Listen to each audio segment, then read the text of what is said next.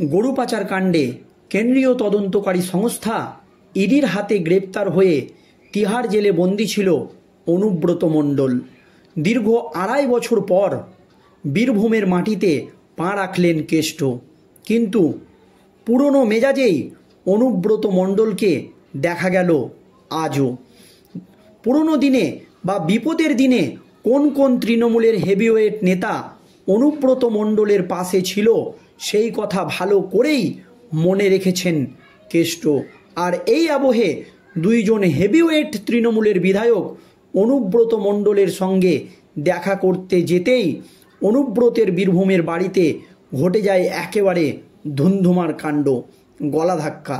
কি হয়েছে এক্স্যাক্টলি দর্শক, আজকের এই প্রতিবেদনে আপনাদেরকে ডিটেলসে জানাবো। দেখা হলো না কেষ্টর সঙ্গে, বৈঠক সেরেই কলকাতায় ফিরলেন দিদি মমতা। অপরপক্ষে মুখ্যমন্ত্রী মমতা ব্যানার্জি বীরভূমে গেলেও কেষ্টর সঙ্গে দেখা করলেন না কেন, এই নিয়েও কিন্তু প্রশ্ন উঠে গিয়েছে।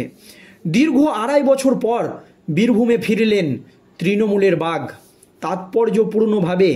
সেই সময় সে জেলার প্রশাসনিক বৈঠক সারলেন মুখ্যমন্ত্রী মমতা বন্দ্যোপাধ্যায়।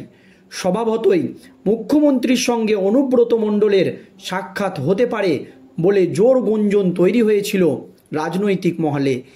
এমনকি প্রশাসনিক বৈঠকের পর দুজনের একান্তে বৈঠক হতে পারে বলেও শোনা যাচ্ছিল। কিন্তু সব জল্পনার অবসান। বন্যা পরিস্থিতি খতিয়ে দেখেই কলকাতার পথে রওনা হলেন মুখ্যমন্ত্রী মমতা বন্দ্যোপাধ্যায়। বোলপুরে থেকেও দেখা হলো না তৃণমূল সুপ্রিমো এবং একদা বীরভূমের বেতাজ বাদশা। এমনকি একদিনের বৈঠক শেষেও অনুব্রতকে নিয়ে একটা শব্দ খরচও করেননি মুখ্যমন্ত্রী মমতা ব্যানার্জি। সেই দিন যে প্রশাসনিক বৈঠক করেছেন সেই বৈঠকে অনুব্রত মণ্ডলকে নিয়ে একটিও কথা বলেননি মুখ্যমন্ত্রী। আর এর পরেই জেলা জুড়ে গুঞ্জন, তাহলে কি দিদির সঙ্গে দূরত্ব বাড়ছে প্রিয় কেষ্টের? তাৎপর্যপূর্ণভাবে এদিন অনুব্রত মণ্ডলের বাড়িতে ফেরার পরই রাজ্যের মন্ত্রী চন্দ্রনাথ সিনহা এবং বিধায়ক বিকাশ রায় চৌধুরী দেখা করতে ছুটে যান। কিন্তু ঘরে ঢুকতে গেলেই পুলিশ বাধা দেয় তাদের। শোনা যায় কেষ্টর নির্দেশেই পুলিশ আটকায় তাদের। আর এহেন পদক্ষেপকে ঘিরে শুরু হয়েছে জোর রাজনৈতিক তরজা। যদিও একাংশের দাবি একাধিকবার জামিনের মামলার শুনানিতে সিবিআইয়ের তরফে প্রভাবশালীর বিষয়টি সামনে এসেছে। আর সেই তত্ত্ব এড়াতেই কি প্রভাবশালী যোগ এড়িয়ে যাচ্ছেন বীরভূমের কেষ্ট? বিষয়টি উড়িয়ে দিচ্ছেন না জেলার তৃণমূল নেতারা। যদিও এদিন বাড়িতে ঢোকার সময় কেষ্ট সংবাদ মাধ্যমকে জানান দিদির সঙ্গে আছেন, পায়ে ব্যথা রয়েছে, তবে রাজ্য নয় দিদিকে গোটা দেশের মানুষ ভালোবাসে। বলে রাখা প্রয়োজন, দিদি মমতা বন্দ্যোপাধ্যায়ের সঙ্গে অনুব্রত মণ্ডলের সম্পর্ক কারো অজানা নয়। বিভিন্ন সময়ে বেতাজ বাদশাকে নিয়ে বিতর্ক উঠেছে, কিন্তু পাশে থেকেছেন মুখ্যমন্ত্রী মমতা ব্যানার্জি।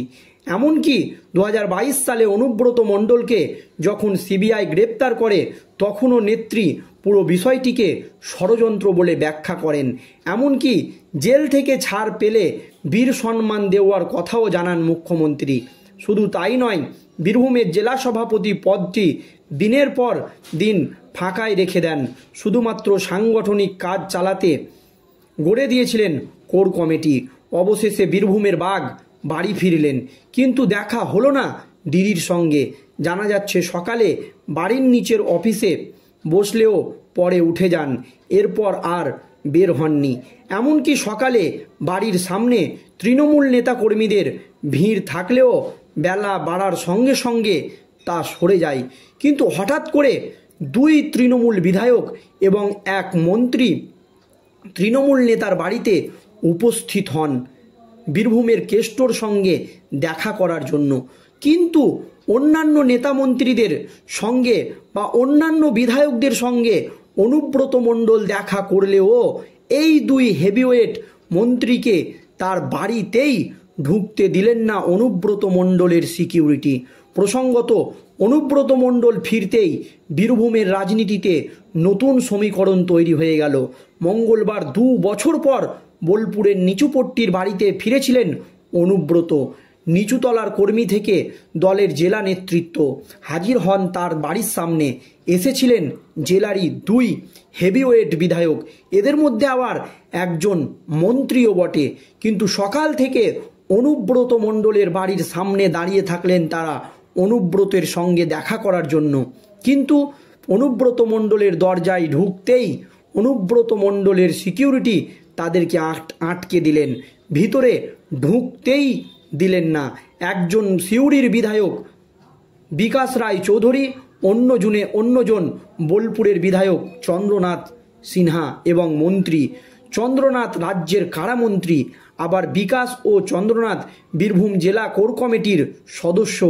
কেষ্টমণ্ডলের সঙ্গে দেখা করার জন্য 2 বিধায়ক বেশ কিছুক্ষণ বাড়ির সামনে দাঁড়িয়েছিলেন। কিন্তু বাড়ির ভেতরে দেখা করতে পারেনি কেউই। বাড়ির ভেতরে ঢুকতে গেলে এক কথায় তাদেরকে থামিয়ে দেন অনুব্রত মণ্ডলের সিকিউরিটিরা বা দেহরক্ষীরা, যে আপনাদের ঢোকা যাবে না। এক কথায় ঘাড় ধাক্কা যাকে বলে, ধাক্কা দেওয়া হয়েছে 2 বিধায়ককে। কিছুক্ষণ অপেক্ষা করার পর 2 জন বিধায়ক নিচু মুখ করে অনুব্রত মণ্ডলের বাড়ি থেকে ফিরে যান বা ঘুরে যান, দেখা করেননি। যেখানে অন্যান্য বিধায়করা বা আরও হেভিওয়েট তৃণমূলের নেতৃত্বরা অনুব্রত মণ্ডলের সঙ্গে দীর্ঘক্ষণ বসে বৈঠক করেছেন বা কথা বলেছেন, সেখানে এই জন তৃণমূল বিধায়ককে ঢুকতেই দেওয়া হয়নি। সূত্রের খবর, অনুব্রত মণ্ডল খবরটি পাঠিয়েছেন পরে দেখা করবেন। তাদেরকে বলা হয়েছে যে পরে দেখা করা হবে, কিন্তু তখন দেখা করেননি। তবে কোর কমিটির আরেক সদস্য সুদীপ্ত ঘোষ প্রায় ঘণ্টাখানেক ভেতরেই ছিলেন, অনুব্রত মণ্ডলের সঙ্গে কথা বলছিলেন, অনুব্রত মণ্ডলের সঙ্গে আলোচনা করছিলেন। কিন্তু গ্রেপ্তারির পূর্বে বিকাশ রায় চৌধুরী, চন্দ্রনাথ সিনহারা সবসময় অনুব্রত মণ্ডলের পাশে কি ছিলেন, উঠছে প্রশ্ন। এমন কি ঘটল যে আজ তারা অনুব্রতর সঙ্গে দেখা করতেই পারলেন না, যেখানে হেভিওয়েট বিধায়ক বা মন্ত্রী হওয়া সত্ত্বেও? তাহলে কি দূরত্ব বাড়ছে, উঠছে প্রশ্ন। আর অনেকেই বলছে বিপদের দিনে যে অনুব্রত মণ্ডলের পাশে দাঁড়ায়নি, কারা কারা তার পাশে দাঁড়ায়নি বা বিপদের দিনে অনুব্রত মণ্ডলের পাশ থেকে হটে গিয়েছিল, সেই কথা মনে রেখেই হয়তো বেছে বেছে সাক্ষাৎ করছেন বীরভূমের কেষ্ট অনুব্রত মণ্ডল। সেই জন্যই হয়তো এই 2 জন হেভিওয়েট তৃণমূল বিধায়ক এবং একজন মন্ত্রী এর মধ্যে তাদের সঙ্গে সাক্ষাৎ করলেন না বীরভূমের কেষ্ট। তাহলে কি বীরভূমের রাজনীতিতে নতুন সমীকরণ? এই নিয়ে আপনাদের মতামত অবশ্যই কমেন্টে জানাবেন। ধন্যবাদ।